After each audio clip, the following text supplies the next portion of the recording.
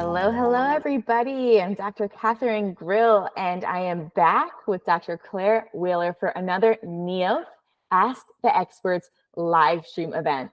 So you all voted, and today we're here to talk about building relationships and dealing with social anxiety following the pandemic. So I'm very excited that you all voted for this topic. It's something that I've been talking about with a lot of young people. It's something that I've been dealing with personally. And today we have Dr. Wheeler here to help us just talk through this tricky topic. So Dr. Wheeler, thank you so much for being here today. If you can just quickly introduce yourself, even though everyone probably knows who you are at this point, jump right into it and talk about, why are social relationships important for our mental health?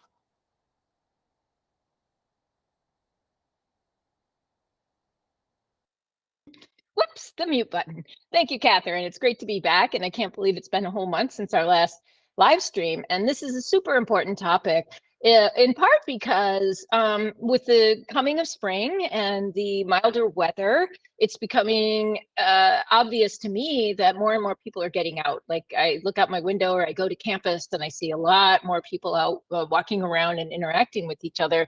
And it is an important reminder that we've missed out on a lot of what we had normalized in the past in terms of our social interactions, from simply passing people on the street to parties and gatherings and concerts and things like that. So it's time to, for a lot of people, it's time to start to reemerge from a very long process of gradually becoming perhaps more and more isolated. So as a psychologist and also as a physician, I'm aware that on many levels, social interaction and social relationships are super important, from your cells all the way out to your career and beyond. And so, physiologists like to look at the impact of social interaction on things like your immune function and serotonin and other neurotransmitter levels in your brain, and really how you're able to manage your emotions. Other things that we get from social interaction are modeling, information, access to resources. So in psychology, we talk about three major ways that social relationships affect our health: mental, physical, overall health. Number one, it's a stress buffer. So when something bad happens and you have someone you can connect with, that does a lot for our physiology and our neurochemistry, as well as just socially, emotionally, and cognitively. So reframing a bad situation, just having a shoulder to cry on, those are important buffers. So they prevent stress from doing more harm than it could. The second way that social relationships help us is called direct effects, or basically someone to give you a ride somewhere, someone who knows someone who can help you get your car fixed, or things like that. Instrumental, practical, down to earth, interactive things that help you live a better and more productive life. And finally, there's the negative effects, and we can't overlook that. For many decades in the field of psychology and social psychology in particular, we mostly looked at social relationships as positive things through those two pathways I just described. However, we're growing more and more aware that relationships can be toxic, they can be burdensome, and finally, over the course of our lives, we can have varying levels of social anxiety. And that comes from a variety of sources, from inside ourselves, from our history, from our current relationships. And so I think that is where a lot of people are at right now with the pandemic sort of in a new phase, is looking at, what do I get? What are the costs? And what are the benefits of social relationships? So I think that's where a good place to start is to acknowledge that there are costs, and think about that balance, and always strive to make the balance tend more toward benefit and less on cost, not only for yourself, but also the people that you're in relationship with. So much good stuff there. I love that word, stress buffers. I think we could have a whole other talk around that as well. And yeah, it's funny you bring it up because, I remember growing up and like my mom always being like, go outside and play with your friends and just spend time with other people and do sports. And there were all these kind of social activities that we did. And as you said, it's usually framed in a very positive light, like this is good for you and it's good for your mental health and your immune system, apparently. So we can have a whole nother talk about that. But you're right, it's a very different world, especially coming out of this pandemic. And the social anxiety and just our comfort level or our social stamina is something that I've heard. You know, we get more tired being around other people. We actually have a whole great video and blog series from Brian, one of our students on the app, talking about social anxiety, which is fantastic. Everyone should check it out. But in the meantime, yeah, let's dive into this a little bit more, Dr. Wheeler. Can you walk us through some of those negative effects? Like, what is social anxiety? And then coming out of the pandemic, how is it really affecting us? Yeah, this is super important. First of all, the World Health Organization has published a report that about across the globe, worldwide, levels of anxiety and depression have increased by at least 25% based on visits to the doctor and other outcomes, including suicide. So we know that the pandemic has made a lot of these situations worse. Social anxiety is one subset of a whole set of anxiety disorders that we look at in psychology and mental health. And it is, last time I checked, the most common form of anxiety that people report, especially among young people. So what social anxiety is a fear, essentially a fear of being humiliated or embarrassed or somehow coming up short in your interactions with other people. And that is it's a learned response to your social interaction. It's also can be associated with your personality and your temperament. For example, I'm an extreme introvert, and it does require stamina for me to spend a lot of time around a lot of other people. And so there are individual differences here where some people are more extra and some more introverted. But aside from all of that, in neither case do we really want it to create anxiety when we're around other people. Even for me as an introvert, I don't want to feel anxious about having lunch with someone. And so social anxiety is something that it's interesting. The cure, it's almost homeopathic. Like the cure for social anxiety is more social interaction. And that's often what therapists recommend. And that's what, we talk about this a lot in creating community in having our videos, having our users making videos and students interacting with each other. This is super important because it does help with social anxiety. Another anxiety is the sense that there's something wrong with you that isn't wrong with anybody else, or there's something uniquely wrong with you, or you have a secret, and if everyone knew, then no one would like you anymore. And I can't emphasize how much, by the time you're old like me in my 60s, I recognize now that most people have those feelings at some point in their lives. And so social interaction allows us to communicate those insecurities with others in safe spaces. And then we learn that other people share them. And then we can grow together and we can help each other become less anxious about interacting with others. And so what social interaction does for us is create this sense of belonging and agency. And so isolation disrupts that. So a person becomes more and more kind of in their own chamber, where you don't get an outside opinion on what you're thinking. And you don't really have the opportunity to put your thoughts and feelings into words. There's a lot of power in narrative, and being able to share your experience with other people helps you organize it, helps you put it in a perspective, helps you maybe separate the emotions from the story. All of that is a benefit that we get from social interaction that we lose in isolation.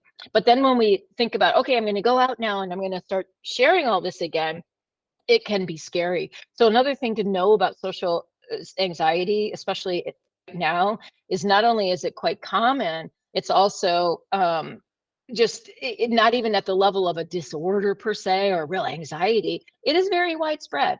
Everybody has it to some degree in certain situations. And so for all of those reasons, when you take baby steps and you work gradually back into a social life that works for you, that is the path to alleviating your social anxiety. There are other talk about in a minute, but just to kind of keep that in your mind that, yeah, I need a little interaction so I can learn how to do a little more interaction. And so I can gradually work my way back to my comfort zone. And also remember, the comfort zone that you have now socially, it might be totally different from the one you had before. And I've read story after story in the media about that. Wow, I don't need 100 friends, or I don't need something to do every weekend, right? So you can start to reassess and think about, how do you want to re-emerge from all of this? And what's the sweet spot for you in terms of your social interaction? Totally. Yeah. I like what you were saying around kind of a spectrum of belonging to feeling isolated. And of course, that kind of loneliness and isolation is something that as humans, we've all felt at some point. It can be really hard to deal with. And we want to feel like we belong and we have people who love and accept us for who we are. And we can really be our authentic selves. And I think that hits at that heart of the social anxiety, like you said, that there's something wrong with you and you're nervous that other people are going to find out in a social situation. So I really love what you were saying around communicating with each other and kind of sharing our social insecurities. I was just at a conference for work and there were a lot of people, and I am more of an extrovert and I love being around people, but because of the pandemic and being really isolated and inside for a while, I'm not as used to so much social interaction. So it was really funny being there and being around so many people. And I actually had a conversation with someone at one point saying, hey, I feel really overwhelmed by this. And we were both feeling the same thing. We're like, I'm gonna take an hour to just go decompress by myself. Because yeah, our level of kind of social stamina has changed recently. So just even being able to, in that moment of anxiety, connect with someone else and realize, hey, they're feeling the same thing too. It's not just me. It really starts to, as you said, change your perspective, right? You know that you belong, you know that it's not just you. And there's a path to kind of getting back, if you want to, getting back to a different level of kind of a comfort zone socially, and that you're not alone in it. So yeah, let's jump into that last bit that you were talking about, which is kind of re-entry into a more active social life. You're talking about taking baby steps, expanding your comfort zone of what you can do socially. What are some kind of tricks and tips and ways to do this? I'm glad you shared the story about the conference, because I do think that many of us, before the pandemic started and a lot of things went remote, maybe weren't aware of how overstimulated we were. And again, this has been an opportunity, maybe not voluntary for everyone, but an opportunity to kind of like have that all go away and then say, okay, what do I need to put back? Just like an elimination diet. I see this very much like nutrition.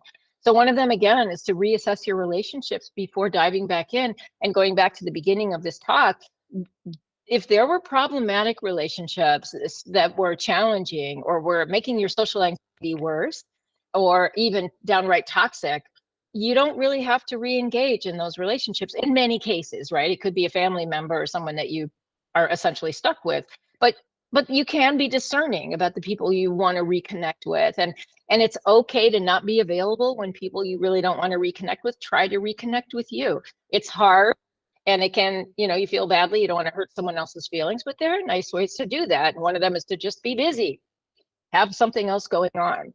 Ambivalent relationships also can be something to look at and just question whether or not you really want to rejoin that walking group that was kind of not doing it for you anymore, things like that. So look at your relationships and find out which are the ones that I really want to invest myself, especially at the beginning, the ones that are safe and warmest and the most fun. Also, remember this should be fun to get together with your friends again.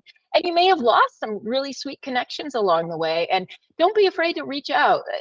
Really interesting how many times someone you haven't seen for a year or two is thrilled to hear from you, and so often it'll be like, I was just thinking about you the other day or something. So not just the people that you kind of been semi around for the last couple of years, but also just thinking about and look at where you want to go from here with those relationships. I would recommend taking it slowly, even if you are an extrovert, and practicing the self-awareness skills that we talk about all the time on Neolth. And we have lots of practices for self-awareness.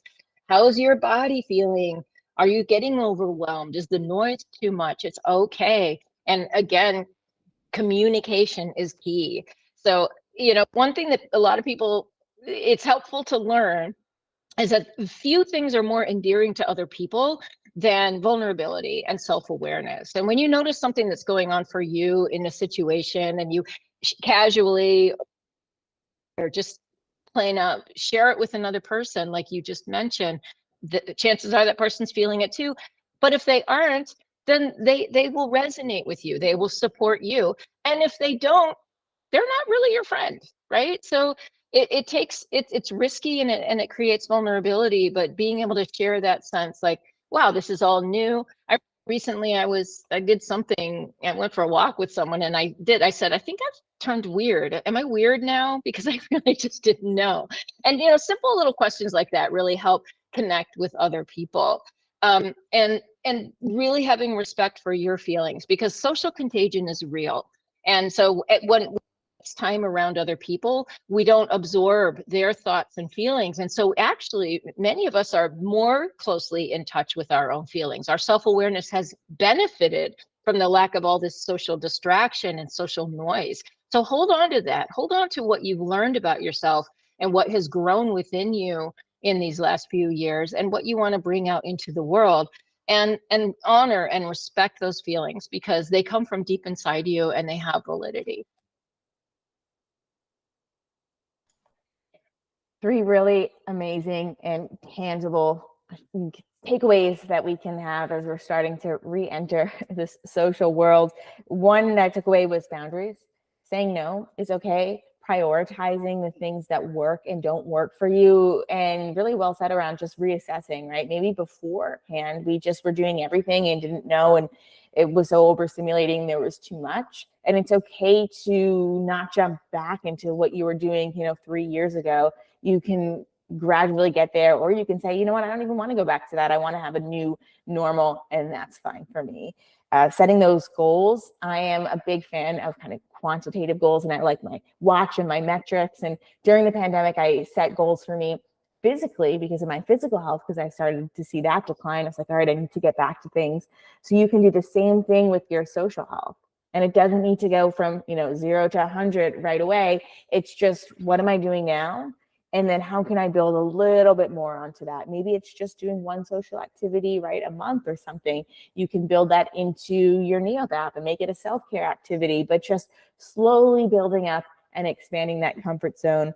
And then that communication, I'm hearing, is really key. So being vulnerable with each other, being able to share, knowing that we're all experiencing some level of social change in our life, or maybe social discomfort, and just even being able to be open and vulnerable about that can really help us feel less alone. Not only yourself, but by sharing and being open, you might be able to help other people too, and your peers. And that's what Neolth is all about. So amazing. Another Neolth Ask the Experts live stream event. As a reminder, you can vote for the topic of these events in the Neolth app. So vote for our, oh my gosh, May event coming up next month.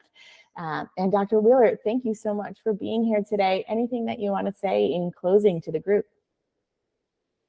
I would just say, enjoy the springtime and take good care of yourself, and just know that every single one of us has something special to share with the world, and now's your time to shine. Thanks so much, everyone. We'll see you next time.